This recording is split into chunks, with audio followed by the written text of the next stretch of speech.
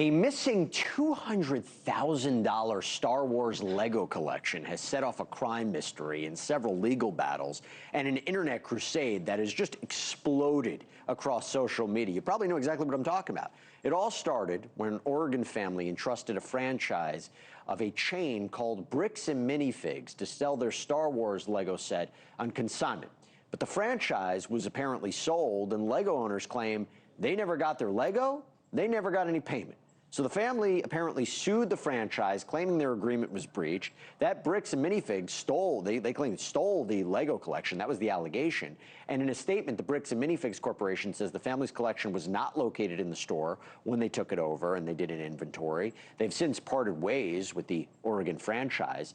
But the question now is, where did all that expensive Lego go, right?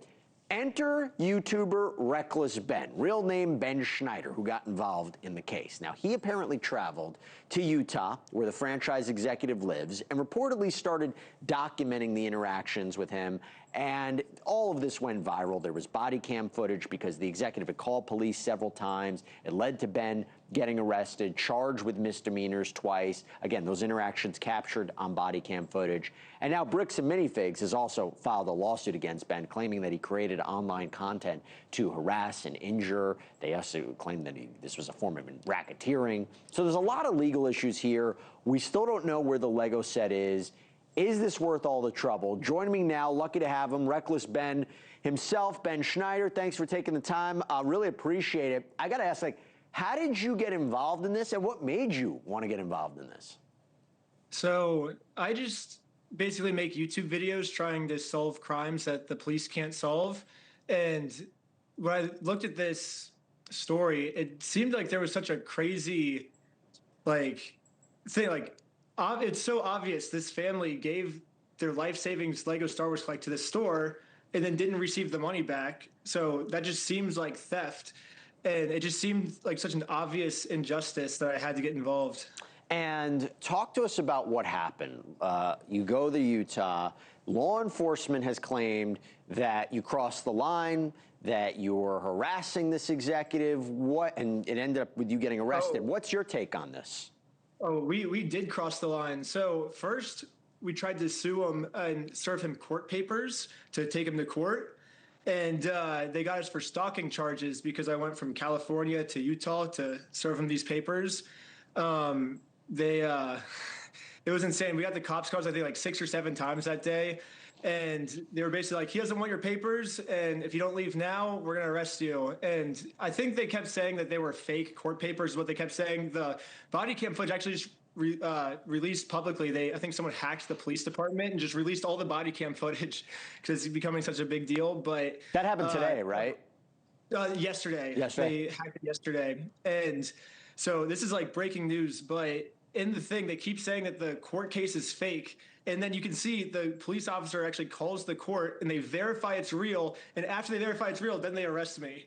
So that was my first arrest. Then we were like, okay, if we can't take them to court, then we'll do a GoFundMe. You know, we got to get the money back for this family somehow. If we can't do it the legal way, let's do a GoFundMe. And so I mentioned in the GoFundMe that Joshua Johnson stole all the Legos, which he took the Legos and didn't pay for them. And to me, that sounds like stealing. So we mentioned in the GoFundMe that he stole the Legos. And then all of a sudden, all these police officers show up at our house, which is what you're seeing in the footage right now. And they got a search warrant that I stole the Legos. And I'm like, what the, I'm the one investigating the person who stole the Legos. Why are you guys, and the cops know this, that I'm investigating a stolen Lego case. Well, Ben, let me ask you, why didn't you just use a process server? I did get a process server. So in the state of Utah, you have to be over the age of 18 years old. You have to be not an attorney, and you can't be related to the case. So I found some random person that I just met. I'm like, hey, you want to serve some papers with me? You meet all 3 requirements for a process server. She was a process server. We served them the papers. Yeah, and correct me because they make the allegation that you sent people to Joshua Johnson's house. Is that true?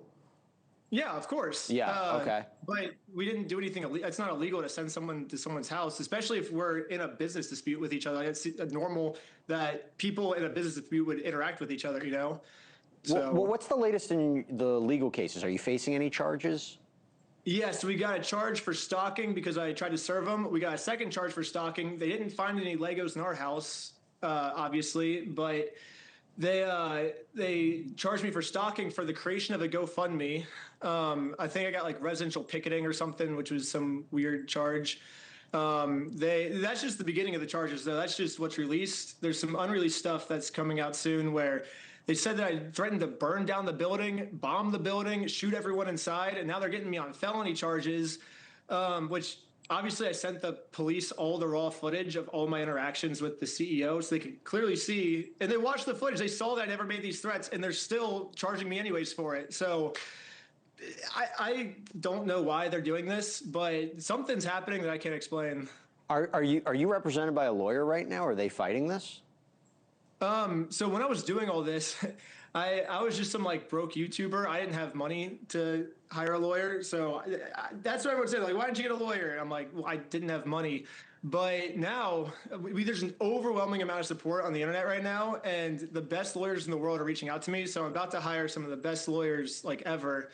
And we're going to finally, hopefully, start solving all these mysteries of why these things are happening. So the police department doubled down, right? They released a statement defending their actions, saying, I know people, basically I'm paraphrasing, but like, I know people are very invested in this story and feel a certain way about it. We're putting that to the side. Well, they're basically like, no one can take the law into their own hands. I mean, you saw that statement. What did you make of it? They lied in their statement. They said they arrested me because the papers have already been served and that I was just doing this for YouTube content.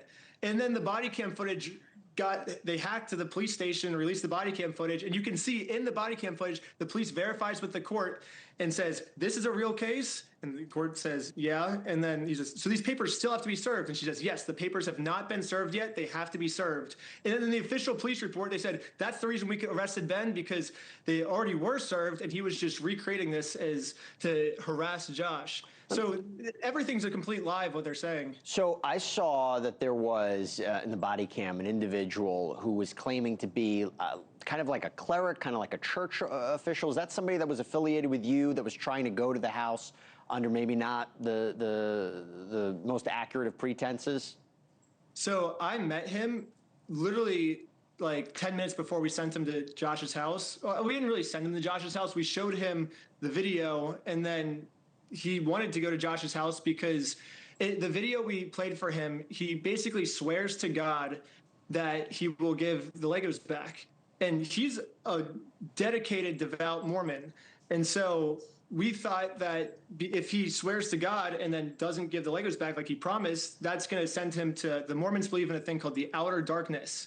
So we thought it was in his best interest to contact someone who was Mormon and send him it. So I put something like my Instagram story. I was like, hey, any Mormons like out there? And we just found him, and we literally just met him. And then he decided, like, yeah, this would be a good thing. Let's save him from going to this outer darkness. Let's get him back into heaven, you know? And you said, okay, let me, by the way, any closer to finding the Lego? I mean, how's the family doing at this point? So we raised, I think, $200,000, which was more than what he's expecting to make in the thing, because he already got paid out from the previous owner some. It's kind of a complicated story, but we raised all the money for the GoFundMe within 12 hours. So the family's been made whole. The only thing that sucks, though, is the company is now suing the family for whatever. It wasn't enough for them to steal from them. Now they have to also, on top of that, sue him for RICO charges. So the family it's been a roller coaster, because at one point they're extremely happy we got our stuff back, but now they're terrified again because, wait, we're going to have to spend hundreds of thousands of dollars on lawyers for something we didn't even do. Ben, there's so many angles to this. It's getting a ton of attention. Before I let you go, I mean, I have to mention this. You talked about support. The Patreon CEO taking your side, refusing to remove your videos from the platform. That's a big statement. What do you make of that? That's awesome. Yeah, they got a formal court order for me to take all my videos down because they lied to the court saying I was making bomb threats against them, which is a total lie. Why would I ever do that? I mean, you can watch my videos and see, like, I do funny, goofy stuff. I don't take it that far, you know? This is a whole different kind of situation. Reckless Ben Schneider, thanks for taking the time. Appreciate it. Oh, thanks so much. You got it. Thank you for watching. Subscribe below and download our NewsNation app right now on your phone, and you will get fact-based, unbiased news for all Americans.